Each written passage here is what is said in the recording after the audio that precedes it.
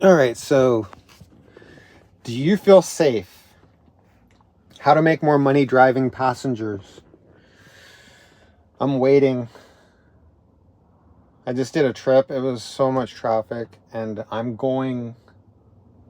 about to go do something right now. I'll let it be a surprise. And I'm waiting. So I thought I'd pop in live because I want to talk about this woman.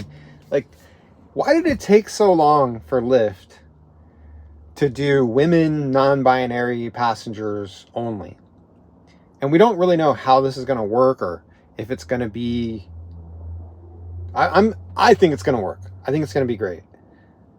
I just wish that I could somehow be a part of it, because when I drive women, I know they're comfortable with me. And if you've been driving Lyft, you know a lot of times, all the time, they're asking us drivers, "Do you feel safe?" And then there will be a thing, 1 to 5, and you're like, 5. Every time I say 5, I feel safe because growing up in Los Angeles, I've experienced all different types of people.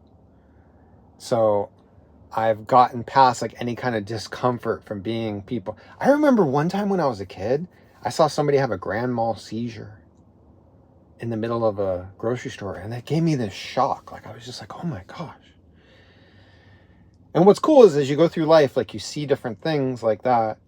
And then the next time you see something like that, it's less of a like panic. Like it would make me panic and like, oh my, like, what am I seeing right now? It's scared. It would scare me.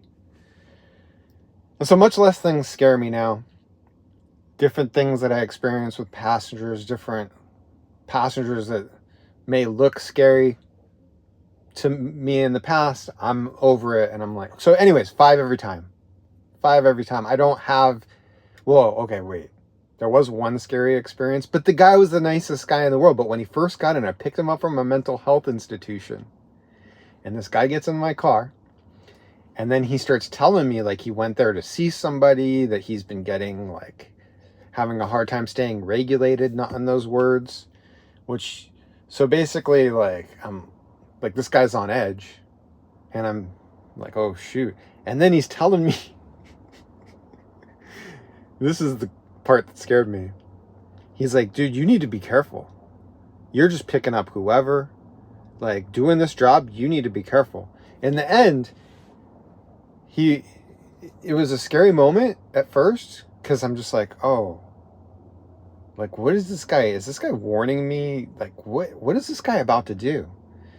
But he was actually really concerned for me. He's like, hey, he was just being a really honest guy, and he's just letting you know, like, you know, there's people out here that aren't right, and you're in a dangerous place doing this rideshare driving thing. And he's not wrong.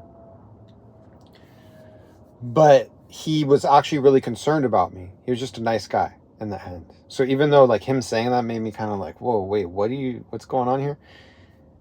He was actually a good guy. Anyways, I say 5 every time because I do feel safe.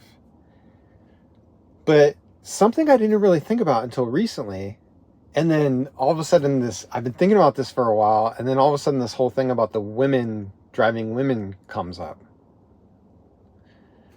Which I think a lot of women, like you guys, should sign up. I think I have a code for Lyft, because I know there's a lot of women that would drive if they didn't have to pick up guys. And there's also a lot of women, I'd say women are half the passengers. And if they knew that they could drive only on women, I bet you women would be more than half the passengers on rideshare. Because I think there's a lot of women, almost like agoraphobia. They're just like, no, there's no way I'm getting in a rideshare car. But if they knew they can get picked up by women, they'd probably be like, yeah, okay, guarantee me a woman and sign me up. But how this pertains to us guys as drivers. So I think you could make more money. And I've been thinking about this for a while because I believe women are generally comfortable in my car. They're asking the passengers. I bet you them asking us drivers if we feel safe was secondary. I imagine they started asking the passengers every time, did you feel safe in your car? And I think that the algorithm, whatever it is classifying us drivers. And the algorithm is probably looking at whether the passenger was a woman or a guy or whatever. And they're classifying us drivers as how safe we are to our passengers. So if you're constantly getting 5, I felt safe with this driver, felt safe with this driver, felt safe with this driver, as a male driver, they're probably going to want to put you with women. There's a lot of things like this that are happening behind the scenes. And I'm just saying, like, I don't know that this is actually what's happening, but there's a lot of stuff that's happening. We know this, that they're not talking to us about. And that could be one of the things that they're doing is, so if you as a driver or your passengers, especially the women, are always saying that they feel safe with you, I think that's opening you up to more rides and you'll make more money. Something that I got this week, which is actually kind of sad, is that I was in the top 10% of drivers in Los Angeles in my earnings. So, and I did not make, like, I'm making over 1,000 every week, but this particular week, last week, I did not make a high number compared to other weeks. And yet, they sent me that. And they haven't been sending me that every week. But what that made me think is, like, shoot, if I'm making, like, I worked 45 hours. There's no way there wasn't, like, how could I have been in the top 10% of drivers? There had to have been drivers out there that have worked 50, 60, 80 hours. How did they not make more than me? Like, I don't know. Maybe they're lying to me. Have you guys said anything? Like, if you, is there anything you want to say to me? Like, let me know. Hey, what's up? What's up, Eric? From Canada. Canada, eh? So, yeah, so I'm going to sign off with that. And also, so on my last live stream, I talked all about the protest, but I didn't talk about the protest that I'm actually going to, which you'll always find me at the Rideshare Drivers United protests. Like, if I'm going to go to any protest, it's going to be Rideshare Drivers United, because that's the grassroots organization that way back when, I mean, years ago, that people are talking about how this protest is worldwide and blah, blah, blah. But Rideshare Drivers United in Los Angeles and Southern California and the Bay, I think it's all over California. We started the first protest that went global. This was years ago.